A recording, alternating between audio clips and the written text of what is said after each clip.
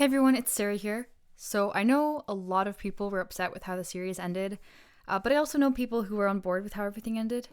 I think what it is that for many fans, like the sloppy writing, the disregard for the plot, and the character development is just too much to bear after spending 8 years following the series. I think the issue is that the storytelling style changed dramatically in the last two seasons, and the characters seem to become a bit more two dimensional. Whereas before we understood why characters such as Cersei did the bad things that they did, we are unable to find the humanity and compassion in these last two seasons to make sense of it all. Like, Dany just switched to an evil character without much time to really flesh out the change that happened or understand her motives and reasoning for burning the city to the depth that we're used to from other seasons. In other seasons, it felt like we explored a lot of the gray area of good and bad, while now we're faced with kind of black and white versions of our favorite characters.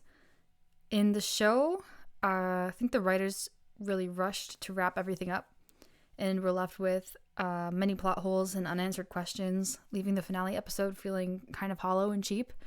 While the visuals and cinematography and acting have been incredible, I feel like it's the story that we all fell in love with in the earlier seasons, and unfortunately, the story kind of feels like what suffered near the end of the TV show. That being said, I think there were a lot of really special moments in the final episode, but there were also a lot of things that just didn't make any sense. And I'm not even talking about from a book reader point of view. I mean, there are obviously elements of that, but the show as a standalone entity, I think deserved a better ending than this. Even my parents, well, my mom, at least my mom was like, yeah, I don't really understand why that happened. Like, just came out of nowhere. But here are my favorite and least favorite moments from this episode. So, first of all, I was confused why Arya was still around. I thought the whole scene with the horse in the last episode was going to amount to more than just her escaping the city, only to return with no obvious motive or plan. I thought that was kind of a good way to send Arya off. She just disappeared and did her own thing. But I guess it's fine. Everyone loves Arya, so glad to say goodbye to her in a better way this episode. Also, Tyrion finding Jaime and Cersei was a pretty sad moment under the rubble, but I feel like there should have been a lot more debris there. According to the last episode, it looked like the whole place collapsed, but in this episode, they only seem to be buried by like a couple of bricks, which was pretty sad. I hate that I love their love story, even though I wanted Jaime to kill Cersei. I even would have accepted a mercy kill, but it was kind of nice that they died together and they truly did love each other, so it's pretty poetic, I guess. Okay, Jon killing Daenerys, totally necessary. I'm super happy that it happened, and I'm happy he's the one who did it.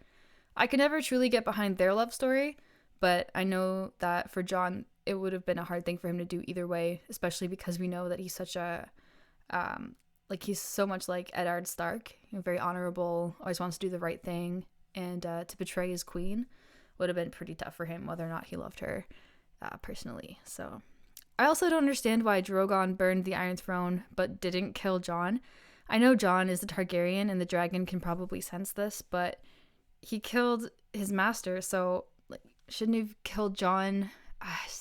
And I get that dragons are pretty smart, but the dragon burning the throne kind of just seemed like some weird forced symbolism from the show writers. It just didn't make a lot of sense to me. If I was Drogon, I would have eaten Jon, personally, and not have worried about the throne at all. But maybe he realized that the throne is kind of what was important to Daenerys, and now nobody gets to have it. I don't know. A friend of mine, though, she said that she saw on Reddit someone said the dragon was so dumb that he thought she got stabbed by the sharp chair. So, I mean, I'm cool with that explanation, too. Also, Grey Worm. Why did Grey Worm take Jon captive? And wait around for weeks to get his justice. His only loyalty was to Daenerys, and she's gone now. And I find it hard to believe that he wouldn't avenge his queen right away. And I'm also confused why he wasn't held accountable for what he did as Dany's right-hand man by the other noble people. They just let him go, and they let him keep captives. I guess he had a pretty big army behind him, so they had to kind of tiptoe around him so he didn't do anything rash, like kill Jon, but he's gone now, so that's fine, and everyone's cool, everyone's fine. And I'm all for democracy, But the notion of it being brought up by Tyrion and Sam at this meeting of the noble people of Westeros just came out of nowhere for me. It didn't really consider how to approach introducing a democracy or democratic ideas to a very established monarchy kind of system. So, and also, why is anyone even listening to anything Tyrion has to say? He's been messing up all season. Nobody really likes or trusts him. So why are we agreeing with him to choose a king? Why are we changing the whole system? Like, what does Tyrion have to offer? So, and why should Bran be the king? Because he has a good story? It's such a dumb reason. You know who also has a good story? Gendry Baratheon. Orphan to king. Not only does this satisfy the Westerosi need for lineage and legitimacy of a ruler, but we had peaceful times under Robert Baratheon, and it would have been an interesting way to end the series, in my opinion.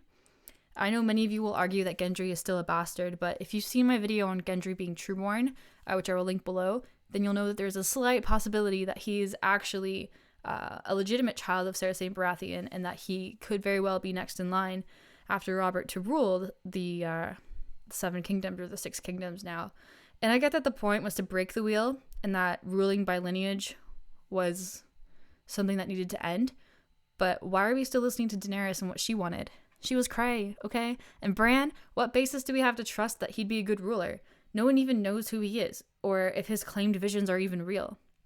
If I were a noble person and knew Bran had visions and could see the future, I'd ask why he didn't do more to save people or warn people or like change the outcome, you know? And he was so smug. Why do you think I came all this way? Oh my gosh, just go away, Bran. Of course you want to be king. Don't lie to me. So, anyways, more on Bran and his intentions coming in another video, so stay tuned for that. But yeah, I just didn't, it didn't make any sense to me. And no one brought up Jon's lineage there.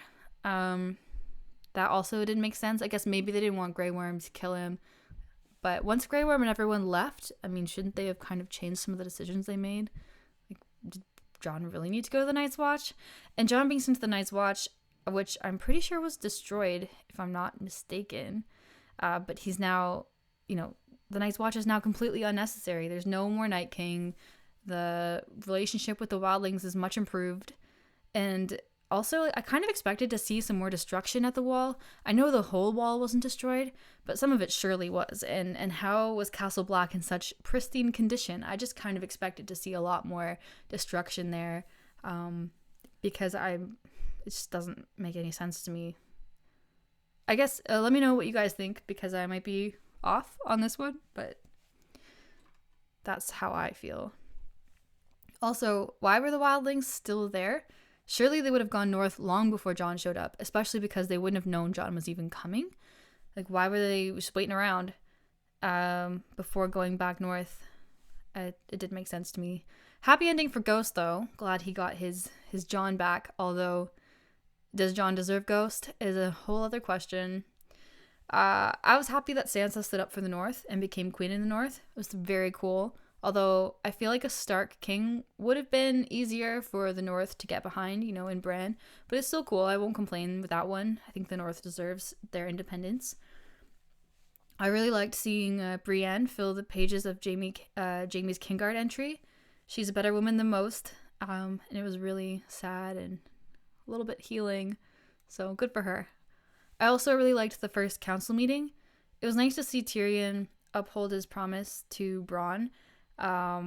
So he's now the Lord of Highgarden and Master of Coin. So I also like the lighthearted banter. Brienne is going to have a pretty rough time putting up with these clowns. But yeah, it was nice. And also, like, why does Bran need a Master of Whispers? Can't he see everything? Doesn't he know kind of what's up? But I wonder who would fill that spot. Doesn't matter now, I guess. And also, Arya is just going to go west to explore. That's cool, I guess, but what was all her Faceless Man stuff? Just a phase? Just so that she could kill the Night King? And since when do the Starks have ships? Like, she's got a full-on Stark ship here. Winterfell is landlocked. I don't know how that happened. But anyways, I know that time was apparently limited according to the show writers, but it irks me that we had all of the build-up to the Night King storyline, and seeing how White Walkers were made, seeing how the Night King was born from the Children of the Forest, and his relationship with Bran, and then none of it was addressed or explained at all. I was kind of hoping for a bit of closure on that because it just sort of stopped in a really weird way. So, I mean, I do realize that it is a TV show and that time and budget are considerations, but I just felt like there were a lot of ways that they could have ended the show in a more like satisfying way, and they just didn't happen. So, all the power to you if you liked how it ended. I didn't, but it is what it is, I guess. You know, it was a good 8 years. The last 2 seasons I wasn't super happy about, but hopefully we'll get the books coming back. I know it's not super likely that we're going to get them anytime soon, but I hope George R.R. Martin pulls through, and I hope we get a little bit more from the books than we did from the show.